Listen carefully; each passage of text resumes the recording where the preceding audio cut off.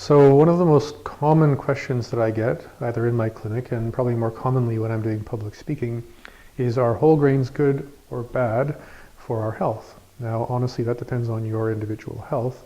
But when you look at the paleo diet, the specific carbohydrate diet, GAPS diet, things like that, there's this modern kind of groundswell in the last 10, 20 years, which a lot of people are coming to the decision or the understanding from science and research that, as it turns out, whole grains may not actually be a good idea. So I'm going to walk you through kind of why, and then give you some opportunities to make whole grains maybe better for you, or at least give you the discernment of whether or not you should be having any of them at all. So here we go. So there's a saying that I like to share with people, and it's meant to give you kind of a sense of mental imagery. And it's sort of a First Nations grandmother wisdom teaching. And the saying goes like this: plants created animals to get their seeds around. Now, the most common funny picture most people get in their head is that we all poop out corn and sesame seeds and sunflower seeds and stuff like that if you don't chew it up completely.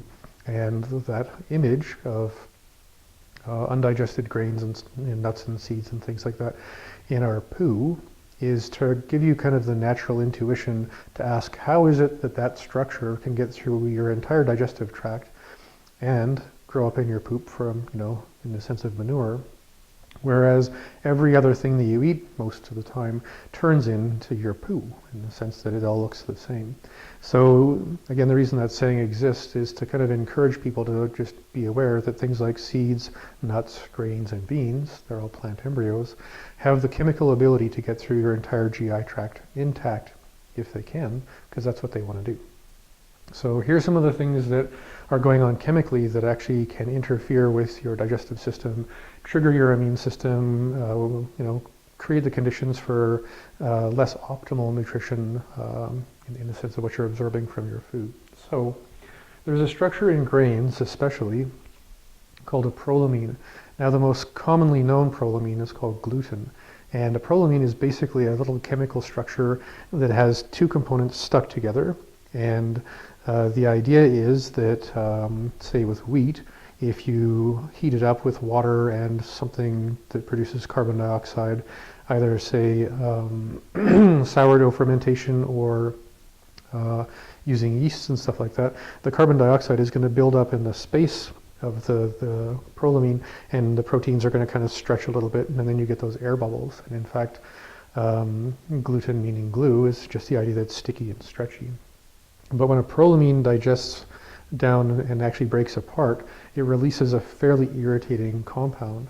In wheat, or in gluten's case, that compound is called zonulin, and that can actually damage the inner lining of your mucous membrane, causing what's called leaky gut syndrome, as well as getting into the bloodstream and getting into the blood-brain barrier, causing a leaky blood-brain barrier. So that's bad. So if all grains have prolimines to some degree, you're going to get some damage from the digestion of that structure in whatever grain you're eating. And if you look up prolimines online, you'll see that some foods like rice have a fairly, especially white rice, have a very small percentage. I think it's about 15%. Oats are a little bit higher, and then you just sort of look at all the different grains that we subsist on, and wheat, I think, has somewhere approximately 60% of its protein weight is actually a prolimine. So that's a lot more destructive potential in something like wheat than, say, white rice. So the second thing are called lectins. So when a prolimine breaks apart, it produces a thing called an agglutinin, which is a kind of lectin. There's other lectins, and lectins are dangerous for many reasons, mostly because they actually take your microvilli, the little things that reach into the space of your food, and stick them together, meaning you have less surface area to absorb nutrients in your gut. If the lectins get into your bloodstream, they're going to actually make your blood cells stick together, which means you have less surface area to actually move food, nutrients, and oxygen around. And they can even clump together certain immune system cells, making your immune system less effective. So lectins is pretty bad. So next thing is enzyme blockers. So imagine you're a little seed or nut or grain in nature before you've been picked, and all these insects keep landing on you to try and chomp on you because you're a pretty dense source of nutrients for the insect. And that's obviously been happening for millions of years. So a lot of plants have learned to sort of stabilize these enzyme blockers in the outside membrane of plant embryos like seeds, nuts, greens, and beans. So as the bug, and sorry this is a bit graphic, secretes its saliva all over the seed or plant embryo, hoping to soften it up so it can get in there and start chewing, the enzyme blockers just make that take a lot more time, and eventually the insect may crawl away going, well, I guess there's no dinner here, or it may just be stubborn and spend a lot more time getting that one seed, but because of the enzyme blockers, the insects won't be able to go and eat all of the seeds. They'll probably just be able to get into one. So those aren't that good either. And then there's phytates. It's a thing that it secretes into your body while you're digesting grains and legumes especially, that actually produce phytic acid. Phytic acid binds to certain minerals, zinc and magnesium and things like that. So depending on the amount of phytic acid you have, the amount of minerals that are in your gut at the time, you may not be able to absorb those minerals because the phytic acid has bound to it. So you're, eating all this good food, maybe even taking a nutritional supplement, and they're just sort of going into the toilet because the phytic acid, takes them away from you. And then there's this good old common sense that most of us don't think about unless you have to, is all these grains and beans are actually proportionally mostly just starch. I mean, some have a bit of protein, some have a bit more, say like quinoa and lentils, things like that. But when you're digesting a food that's really, really full of a complex starch, that you can't really digest the starch as fast as you need to.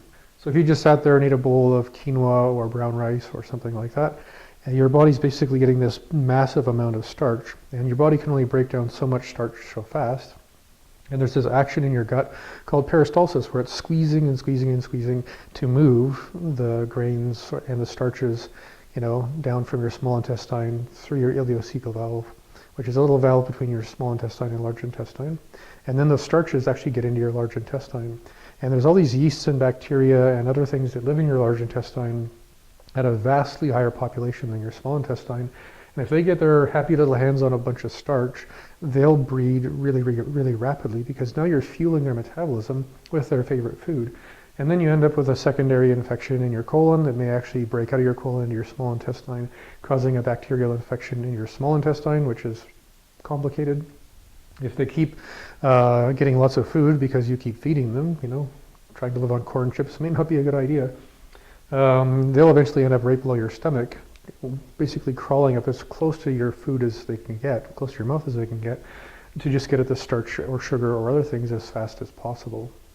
And that's becoming relatively epidemic in people who just are, sure that, fat's bad, I'll just eat lots of potatoes and rice and beans and pasta and croissant and muffins, and especially breakfast cereals are, pretty bad for most people. Now, having said that, in the sense that, this isn't looking so good, if your digestive system and your immune system are very robust in the sense that they're working really, really well, you can get away with eating grains and beans and nuts and seeds to some degree, but the question really is, would it be better to eat the whole grains, like brown rice, or white rice? Well, it isn't an accident that the people of Asia, China, the rest of Asia, India, have chosen to use primarily white rice in their food. It's not a fashion thing. It's not a cheaper. I mean, it takes a lot of work to get the brown part off of the rice so that you can have the white rice. The reason is they have these healing traditions that go back thousands of years, and they've discovered quite a long time ago that brown rice is actually one of the leading causes of chronic immune system driven illnesses, say the worst being cancer. So they made the decision a long time ago to pry off the brown part and feed the brown part to pigs and then eat the pigs. That's actually what they do in China. I'm not sure about India. So just to give you a sense that, populations with ancient traditions of healing started questioning whole grains a very long time ago. Now, there's an interesting thing that happened in modern Western culture around the 60s. The hippies kind of had a little cultural revolution around what's important, and I totally agree that changing lots of things in our culture would be a good idea. But they kind of went with whole grains are good for you because they're whole, because there's more protein, there's more B vitamins, and all of that stuff, in the rest of the grain compared to the more processed grains. And of course that's true, But you have to just take a moment and ask, at least I would recommend you take a moment and ask, why is it that every culture on Earth treats whole grains as a potentially hostile food? Same with nuts and seeds and some beans, in the sense that they're going to ferment them, say with sourdough or other things. They're going to soak them in lemon juice and water, vinegar and water. Maybe they're going to sprout them. They're going to do all these other things. Again, it's because all these cultures that have a very long history of how to deal with food, they all remember that if you overeat whole grains and beans and nuts and seeds, you're actually going to end up sick in some way, which is why we have all these traditions around, fermenting these foods or making them more digestible. So, as it turns out, whole grains are pretty bad for people who have any kind of health challenge, especially true of kids. One of the most common things we see with the kids is, they get around 2 years old and all of a sudden here's the cereal with the sugar and the milk. And kids love, noodles and cheese or, whatever else is, popular. And all of a sudden the ratio of their nutrients that they're eating every day gets just way more starch and way more of these other problem-causing chemicals and things. So if you're going to have grains, I recommend, if you're going to use whole grains especially, to soak them, perhaps for a few hours, in some water with vinegar or lemon juice, and then cook them in some kind of fat. If you don't want to deal with the whole grain sort of dangerous things, then use the processed grains, like white rice, things like that, and again cook them in fat like risotto or jambalaya or paella, because if you actually take this slightly processed or hulled grain or bean and then cook it in fat, the fat gets inside the starch, and that fat actually will stimulate your digestive system and your pancreas to work 10 times harder to get through the starch to get to the fat.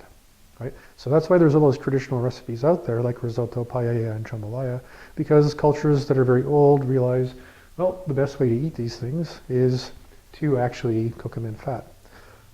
So one more thing I think that's worth saying is a lot of grains, some beans, some nuts, are ground down into flours and used to make things like bread, wraps, and various things like that.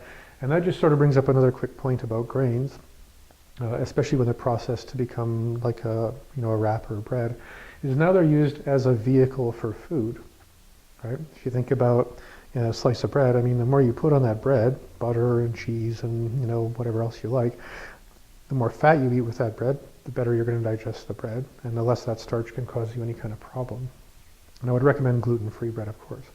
So, just to give you that sense that in the modern world, we've taken to the strange assumption that whole grains are better than processed grains, like multigrain bread is better than other kinds of bread. Back in the day, I used to buy multigrain bread because I thought it's so much healthier, and then I had my own health problems and realized the more whole grain bread I was eating, the worse I was doing. So, lesson learned. So, whole grains, depends on your health, but for most people, avoid them, treat them as a hostile food so you can soak them and ferment them, and of course, cook them in fat. So I hope this video has given you a little bit of insight, the information you need to make some decisions around your health. My name is Michael Smith. I practice integrative medicine. I work with people all over the world through Skype and phone calls, so if you need to get a hold of me, you can contact me through my website, and the links should be below this. And please like and share the video. Subscribe to the channel if you can, because that just lets me know we're making friends, and this is all making sense, and it's helping you with respect to your health or your practice. As well, I think the best thing you could do would be to leave a comment or a question in the little box below the video so I know what it is that you want to know more about. That would be great. So thanks for watching. Hope this helps you in some way. Have a great day. Thanks.